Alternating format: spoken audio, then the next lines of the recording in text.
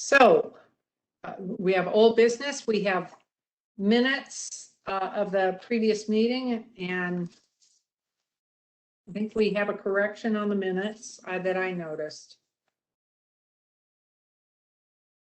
And that would be the July 14th, the action, the redistricting committee, the action that was taken, actually, there were not two nay votes. There was one nay and one abstention. Councilor Lance abstained. So I just wanted to make that correction. If you see others, and I accept a motion for the amended minutes. Moved. Move to approve with the amendment, Madam Chair. Second. Been moved and seconded to approve the minutes, the amended minutes for the July 14th meeting. All in favor, please say aye. Aye. Aye. Opposed? Motion passes. I don't see any new business. Council reports. And if I may, on the district court judicial interviews, I did want to just mention that they have been scheduled for Monday at noon, starting at noon. I would also suggest that the council send me any follow-up questions that you're interested in individually. I'll compile them onto one list, and then we'll have a special meeting prior to the actual interviews for your discussion and consideration and decision on what questions you'll have. Great. Thank Will you. that So when question? do you need those? If it's by end of the week, that would be great so that I can get the compiled list to all of you prior to the meeting on Monday, so you have time to look at them prior to your discussion. Okay. Councilor Baumann, was that your question? I'm sorry. It was, yes. Okay, thank you. Any other questions or comments by the council about that? So we'll do this next Monday. Oh, there we go. I see a new agenda. Okay, new business. Don't see any councilor reports. Madam Chair, Councilor Baumann. I just was able to attend about 3/4 of the Visit Vancouver USA meeting this morning before we began our meeting. Number of very interesting things about Clark County were discussed. One is the name of that organization for interesting reasons is being changed to Visit Vancouver USA. From Visit Vancouver USA to Visit Vancouver, Washington. And the reason was that when people hear, they found through their marketing studies, when they hear USA, they go, where in the USA? So they're specifying Vancouver, Washington now in all of their PR. It is wonderful news that of all of the hotel occupancy rates in the state of Washington, Clark County is the #1 county in terms of recovery on those statistics.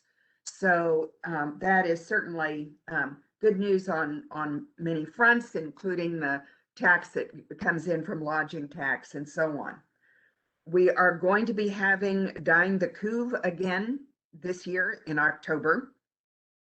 If you have not seen the destination video, which is online on their website, I really encourage you to take a look and use it when you can. If you're giving talks somewhere or whatever, it's a wonderful PR piece.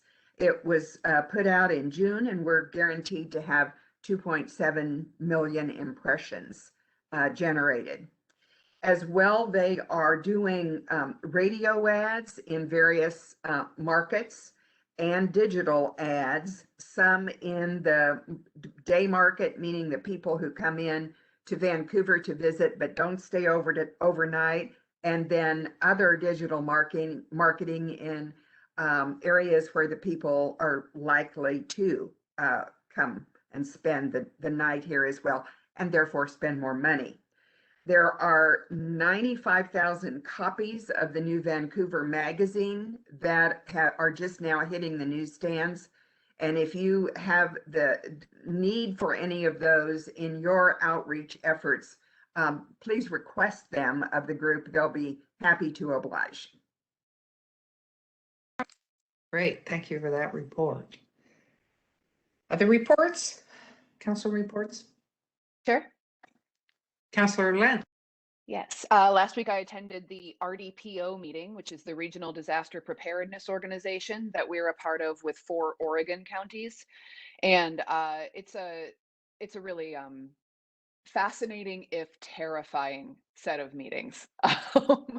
We have wonderful disaster preparedness, emergency response folks working for us in Clark County and working really for all of the counties in our 5-county region. And the quarterly-ish RDPO meeting for the policymakers is to get updates on what all of these wonderful staff are doing and the studies they're undergoing and the work they're doing to help us be more prepared for the wide variety of potential disasters that could befall us.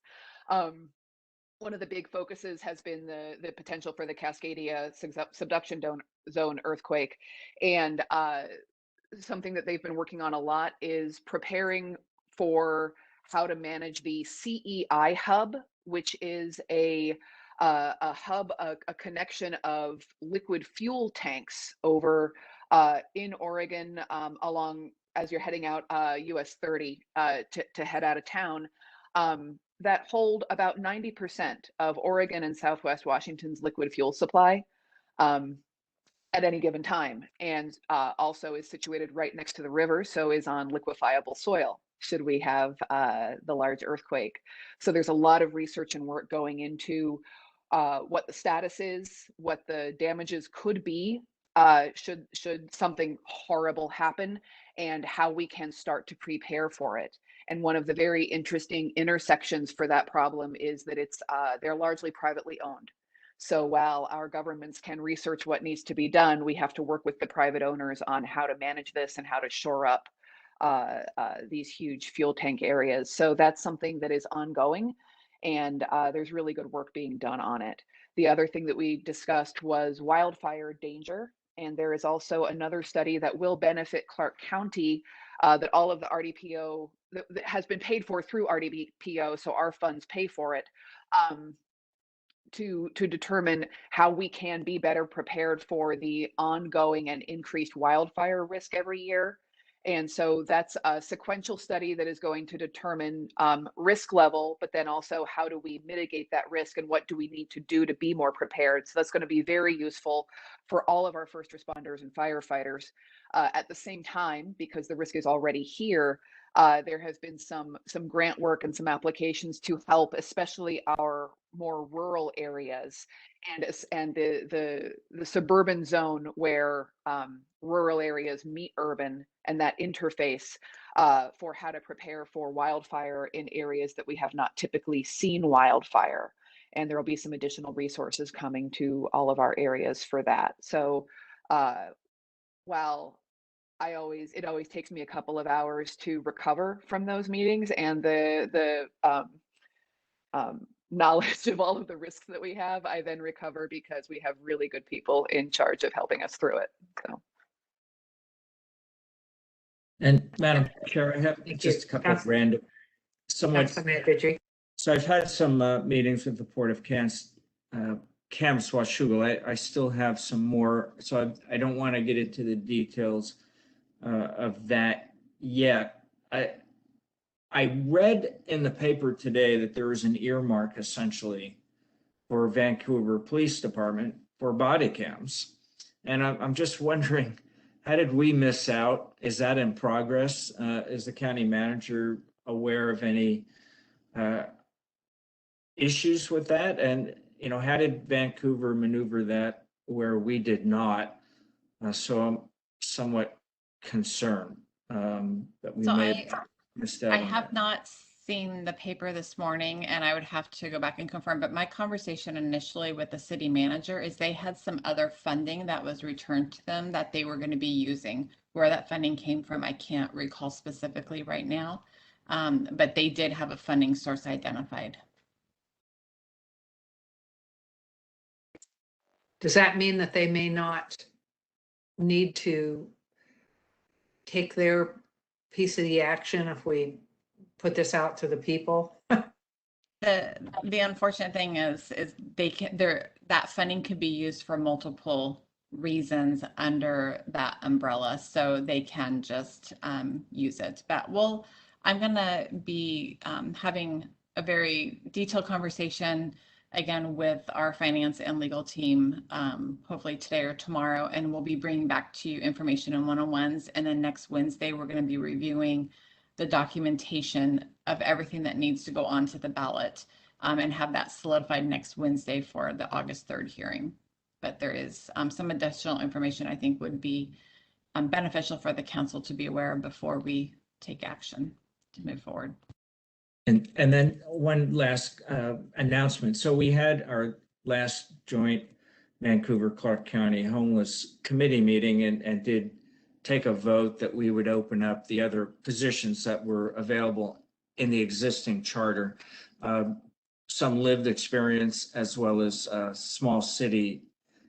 That announcement has now gone out. I did confirm that Battleground is still interested. I don't know if other cities will also be interested. I did speak with the Council for the Homeless on providing some nominations for those that would be good candidates with lived experience on this committee.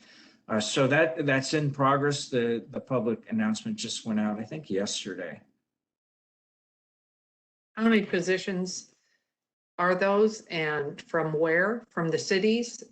The cities are putting out to their constituencies, or are these elected officials from the cities?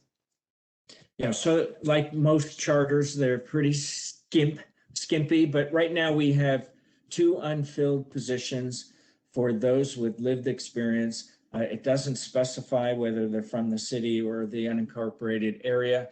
And then 1 position from the cities, from a counselor representation. So we could, if there is multiple interests by different cities, we could probably amend the charter to have either a rotating position or add positions to the committee list. Thank you. Okay, that concludes our counselor reports.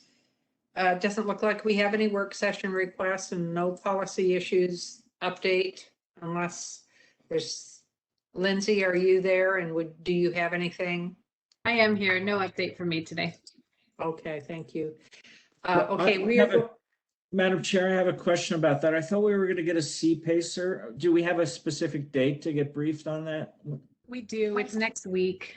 So we have it scheduled for a public discussion and an executive session next week to discuss the CPACER language. But I'm happy to answer any questions if you have some. Okay. No, thank you. I just wanted to make sure.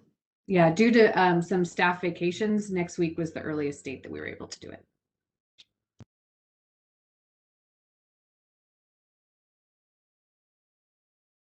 executive session for 1 pending litigation for 20 minutes.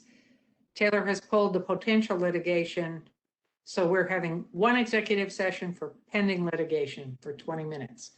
So is there going to be action after this? No, Chair, there will not. No act. Okay, no action. So we will adjourn this county council time and move to our executive session meeting. Thank you.